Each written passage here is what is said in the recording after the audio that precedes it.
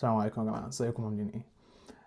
كان في سؤالين سألتهم من المتابعين. واحد بيخص اللي هو كان في حد بيذاكر يعني الأجر 900 والأجر 104 وبينسى اللي هو بيذاكره وكده. والسؤال التاني حتة السكيورتي، يكمل في السكيورتي باث ازاي جوه أجر يعني.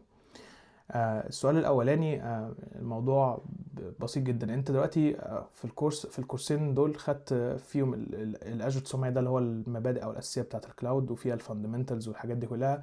والجزء التاني اللي هو الادمنستريتور، وده اتكلمنا فيه عن اكتر من توبيك، مثلا زي السكيورتي، في حته فيها في السكيورتي زي الرول بيز اكسس كنترول والحاجات دي كلها. اتكلمنا عن الفي امز، اتكلمنا عن الاب سيرفيسز، اتكلمنا عن الاي سي اي او الكونتينرز، اتكلمنا عن السكيل سيت، الحاجات دي كلها.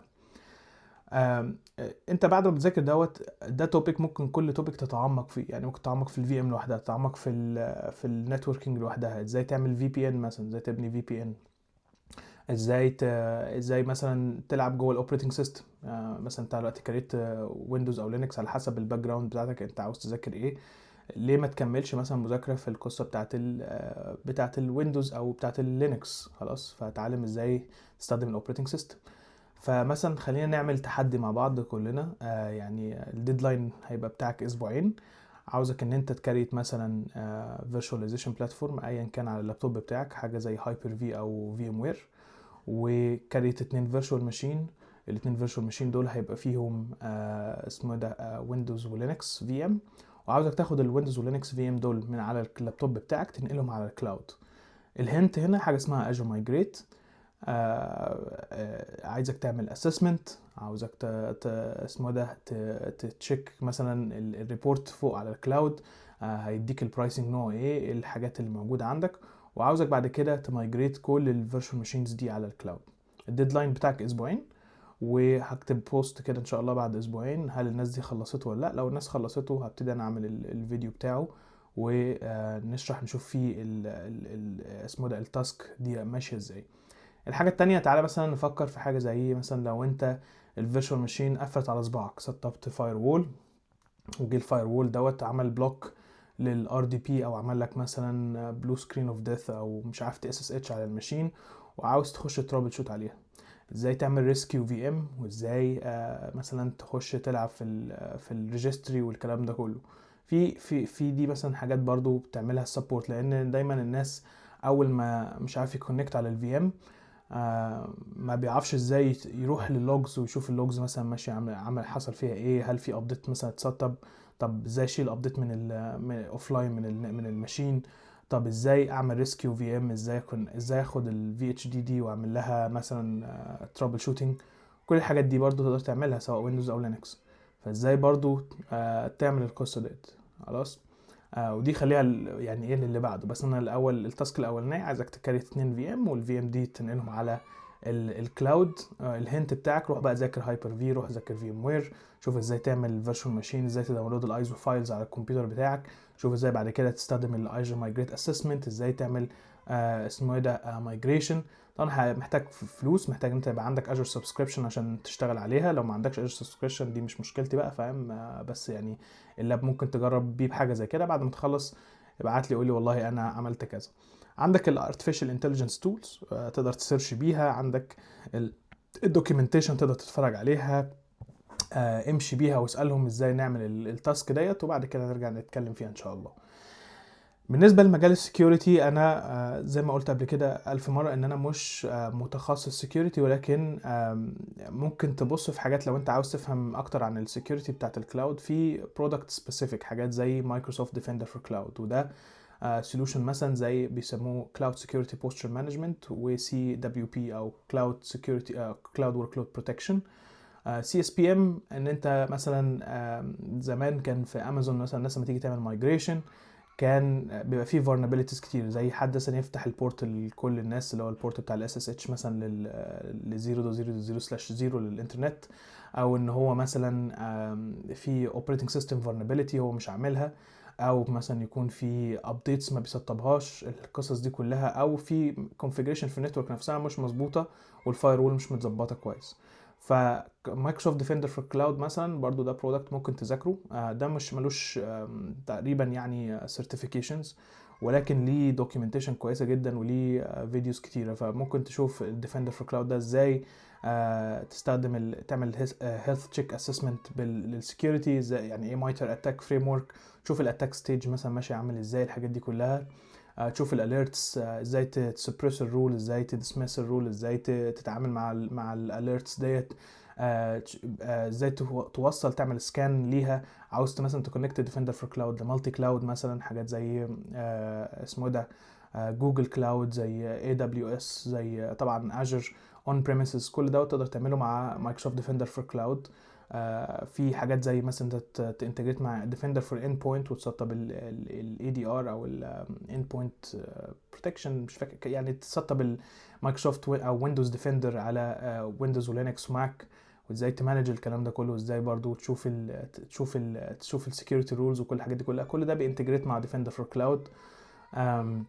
فممكن برضو تذاكر حاجه زي كده في سيم سولوشن زي سبلانك او مايكروسوفت سنتينل. فبرضه سنتينل سيم سولوشن محترم جدا، بيكونكت بكل يعني السولوشنز اللي موجوده، وبعد كده ازاي تتعامل مع السكيورتي اليرتس ديت، وازاي تعمل لها اوتوميشن وكل الحاجات دي كلها. في عندك تسطب فاير وول على النتورك، سواء بقى فيرست بارتي فاير وول زي اجر فاير وول، بتقدر تتعلمه عشان تسكيور النتورك بتاعتك، او حتى ان انت تستخدم حاجه زي مثلا بالو التو او سيسكو او ايا كان اللي انت عاوز تتخصص فيه يعني او تلعب فيه. فبرضه ممكن تفكر في حاجه زي كده، ازاي اسكيور النتورك، ازاي ابني كاستم راوتس، ازاي اعمل الحاجات دي كلها.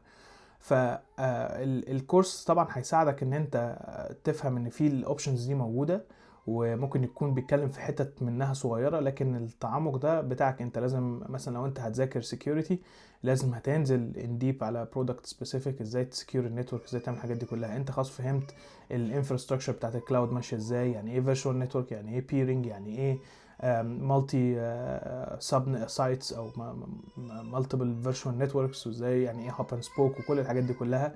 ازاي بقى اعملها سكيورتي. فدي بقى لازم تكون تروح للرود ماب بتاعت السكيورتي، يعني حد يكون متخصص في السكيورتي يقولك عليها، وبعد كده تشوف كلاود سكيورتي سبيسيفيك، تفهم ازاي تفكر من ناحيه الايدنتيتي ازاي تعملها سكيورتي، تفهم ازاي من ناحيه النتوركينج تعمل لها سكيورتي، من ناحيه الفيرتشواليزيشن تعمل لها سكيورتي، من ناحيه النتورك تعمل لها سكيورتي. احنا قلنا النتورك، من ناحيه الفاير وول، كل الكلام ده كله تعمل سكيورتي. الارتفيشال انتليجنس انفراستراكشر، الاوثنتيكيشن هيتعمل ازاي، يعني ايه اي بي اي جيت واي، ازاي التي ال اس، كل الحاجات دي كلها ممكن تبتدي تفكر فيها ازاي تعمل لها سكيورتي. دي حاجات مش هتلاقيها في كورسات، ولكن اكتر ان انت لازم تجرب الحاجات دي بايدك، لازم تبني البرودكت وبعد كده تشوف الفولنربيليتي بتاعت البرودكت ده عامله ازاي. يعني الفي ام ليها فولنربيليتيز كتير جدا، الكوبرنيتيز ليها فولنربيليتيز كتيره، الاي اي فاوندري ليها فولنربيليتيز كتيره والناس بتعمل اخطاء كتيره. برايفت لينك مثلا ممكن تستخدمها عشان تاكسس الكلام ده كله على البرايفت لينك.